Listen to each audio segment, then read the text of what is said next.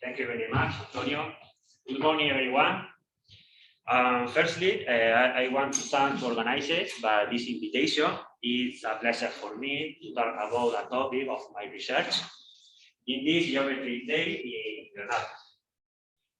Today, I will talk about joint work with Antonio Martínez from University of Granada about Weiertrass high representation for translating solitons and singular minimal surface, Euclidean space R3.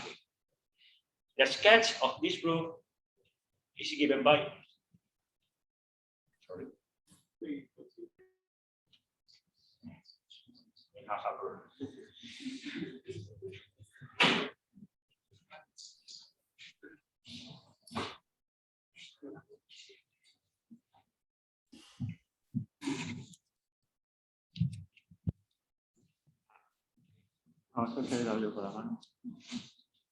Okay.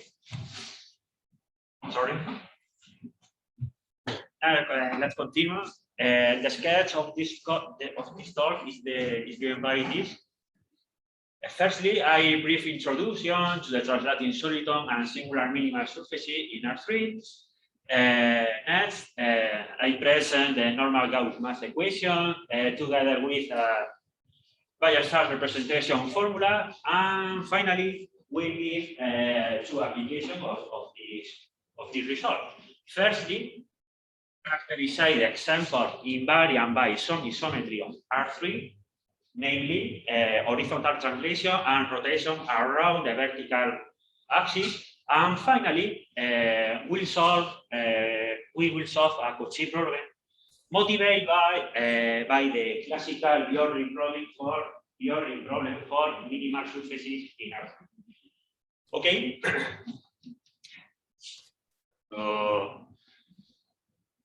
Consider FT a one-particle family of smooth surfaces in R3. We say that sigma t is a mean curvature flow if only if satisfy this differential system, where H denotes the mean curvature vector of each sigma t at the point FT.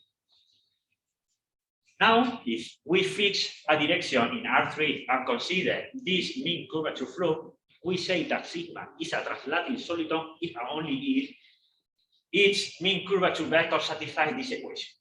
Okay? Here in R3, we assume that this direction is the vertical axis, and this family are have been widely studied and being a piece fundamental in the differential geometry.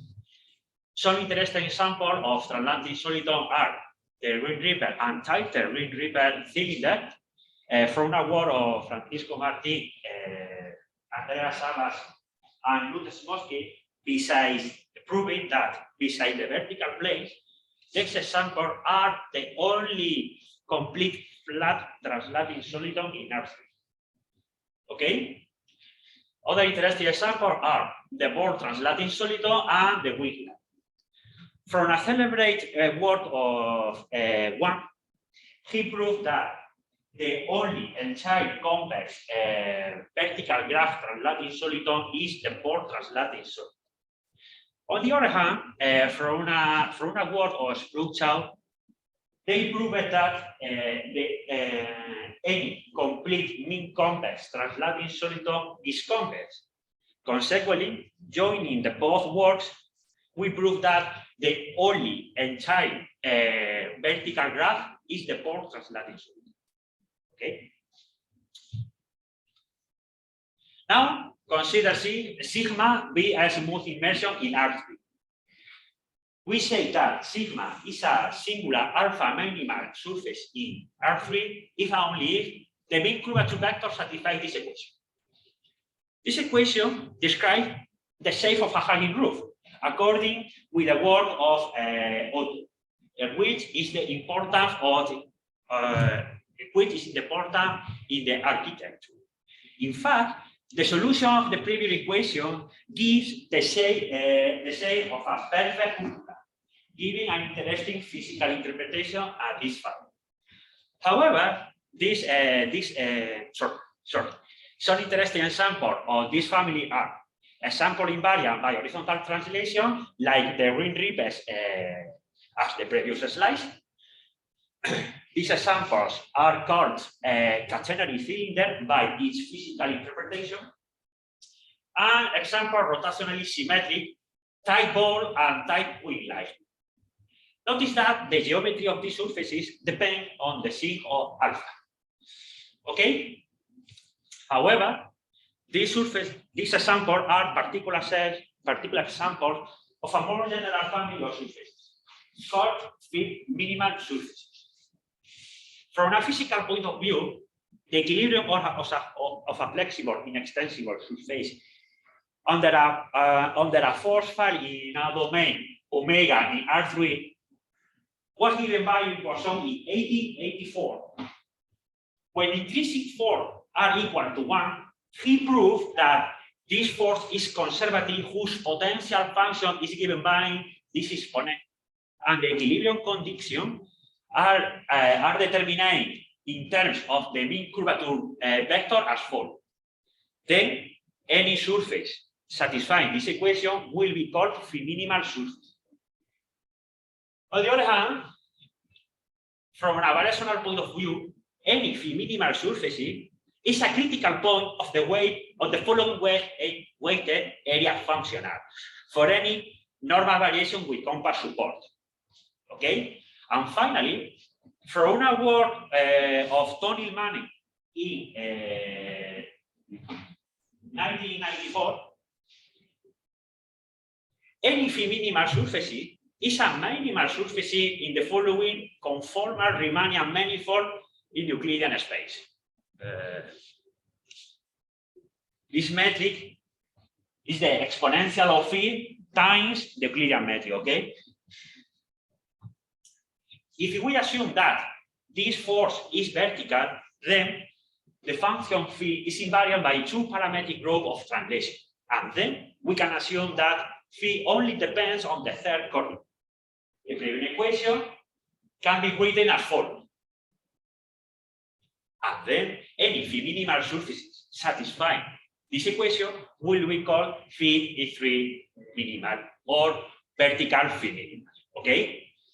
Some interesting, some particular case. Well, so if phi is a constant, we recover the classical minimal surface in the Euclidean space. The translating solitons is phi is identity, or if phi is determined by this logarithm, then we recover the singular as a minimal surface. The target of this talk is to provide a Weiertrass representation for the following family SK of phi k E3 minimal surface in R3. When phi is the identity if k is equal to 1, it is the case of translating solitons, or phi is determined by this logarithm in the upper half plane in R3 if k is different to 1. Okay. For any k, a real number, we consider R3K the upper half space when k is different to 0, and we consider all the space if k is equal to 0.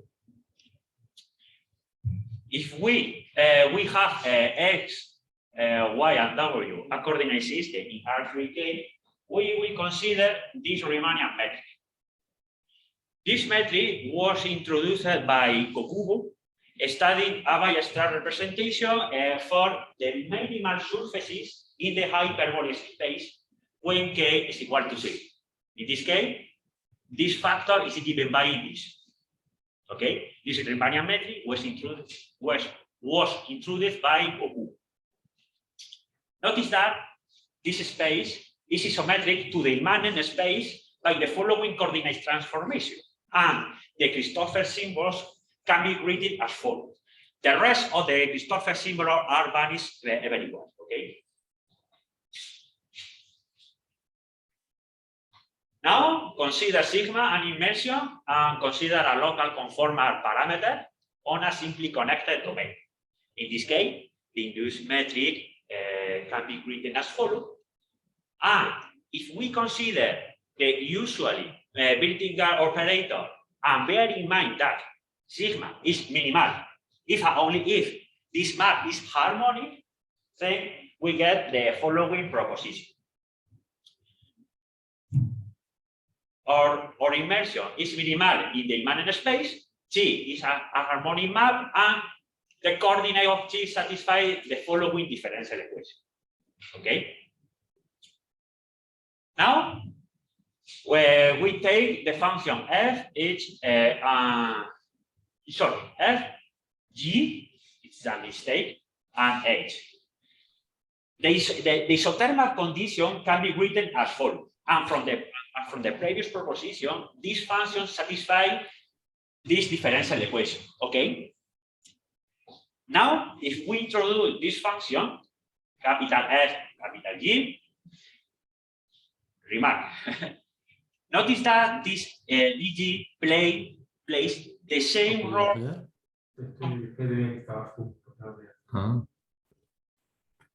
Sorry, do you have a question? Me gusta mucho cómo habláis inglés vosotros. This function g plays the same role that the function g presented by José María Espinar yesterday, the Weiertrass representation for free boundary minima. Okay. Moreover, we can recover the isothermal function in terms of f and g as follows. The Gauss map of our immersion can be written as follows, and consequently, our function g is the stereographic is the composition with the stereographic projection from the south pole. Hereinafter, we say that G we will say that G is the Euclidean Gauss map for this for our immersion in the immanent space, and the normal Gauss map of G. If we okay, from the previous system we obtain the following characterization. G is a harmonic map if only if this function satisfies the following differential system. Okay. Here, I would like to point out that if the function f never vanishes, then the function g is holomorphic if and only if the norm of g is equal to 1. Okay. In our case, the only minimal surface in the class HK is the vertical plane. Okay. The normal Gauss map holomorphic of G satisfies the following complex equation. It is the normal Gauss map equation. Okay.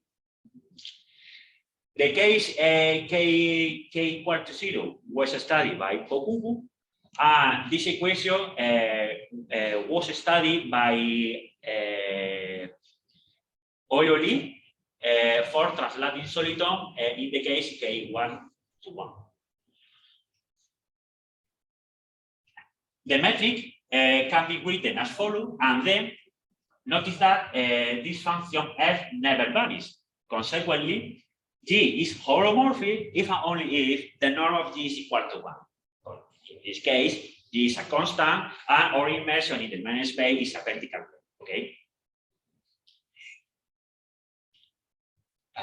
The beautiful of the previous equation is that gives us the integrability of the previous system. The proof of this lemma is the following.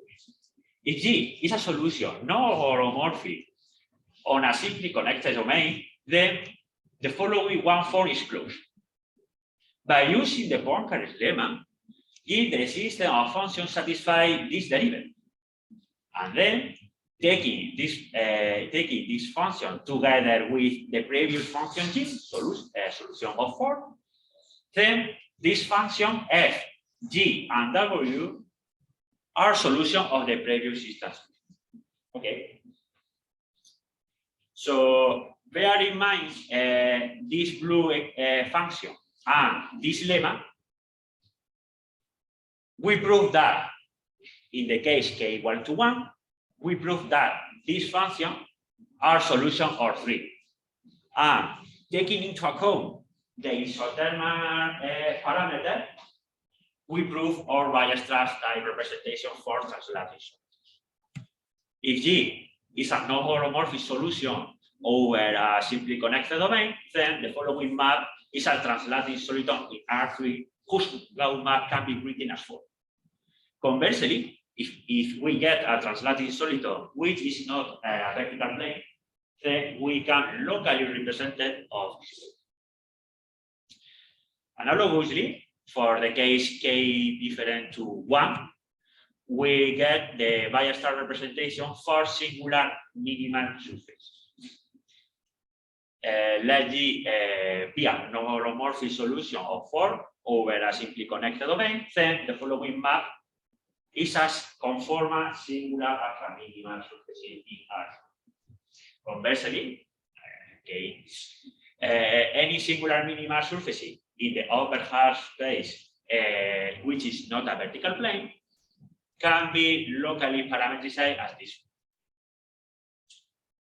Okay, so it is the Weiertrass representation for translating soliton and singular minimal surfaces in R3. And now we give two applications. The first one, consider sigma a minimal inversion whose Euclidean Gauss map is given by this expression, where nu is the argument of G and n is a function living in between 0 and 1. Okay, from the previous equation 4, this function satisfies the equation 5 and 6. And now we characterize the sample invariant by horizontal transformation. Firstly, we assume that G is given by this form, and such up to appropriate rotation, we can assume that G is equal to M. Okay, and it's a real fraction. By a straightforward computation using the 6th equation, we prove that this function is holomorphic. Consequently, they receive a harmonic function U over or simply connected domain, verificando this integral. Now, if we consider U the harmonic conjugate and this conformal parameter, by using our Weiertrass representation, we obtain either a translating soliton of this way for k equal to 1, or we obtain a singular alpha minimal surfaces of this way for the case k different to 1. Notice that the first coordinate and third coordinate only depends on the variable u. The second coordinate only depends on the variable u. Consequently, we get the following result. If G is given by this form, non-holomorphic, then either G Lie on a green river for the case k equal to 1, or G Lie on a catenary cylinder for the case k different. Okay, it is the first application. Now we consider G of this form. In this case, we assume that nu is a harmonic function. Okay. In this case, we consider this conformal parameter for some harmonic function u, such that the derivative of u of this function s is equal to 0. Okay. Why? Okay. From the previous question 5, we get that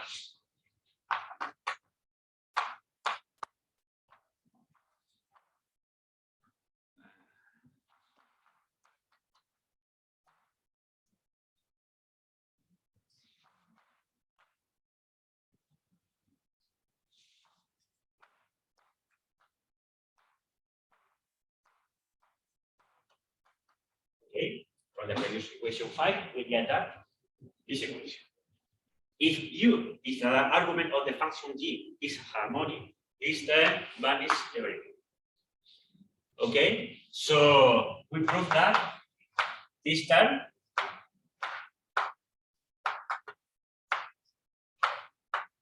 is equal to 0. Now, if we consider our conformal parameter, we obtain that 1/2i from this equation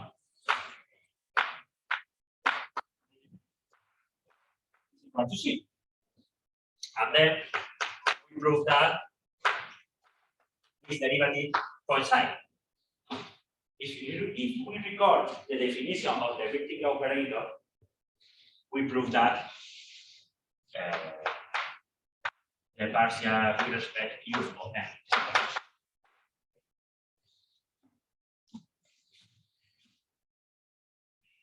Let's continue. Okay, so suppose that the argument function is Harmon, and consider this conformal parameter.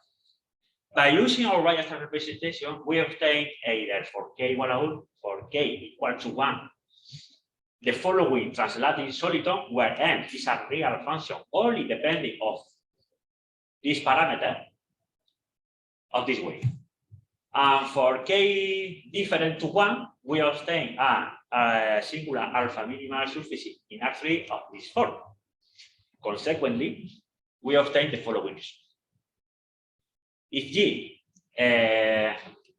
given by this form, which the argument is a harmony map, and then G leads either upon translating soliton if k is equal to 1, or G lead in the rotationally symmetric singular alpha minimal surfaces when k is different. Okay, so it is the second application of our Weiertrass representation. Finally, we solve the following Cauchy problem motivated by the classical theory problem for minimal surfaces. Let beta be a regular analytic curve, and let U an analytic vector field orthogonal to the direction of beta, and such that the norm with the composition of the stereographic projection from the south point is strictly less to 1. Okay, these conditions are given by a well definition of the normal Gauss map equation. Okay, the problem is to find all surfaces in HK contain the curve beta with the unit normal in R3 given by this vector. Okay, hereinafter we will say that this pair is a Bjornlin term. If we translate this initial condition to the function g and f, we obtain the following Cauchy-Kovalevskaya system. Okay, we obtain the following Cauchy-Kovalevskaya system, and then we can assure the existence of a unique solution of the system set.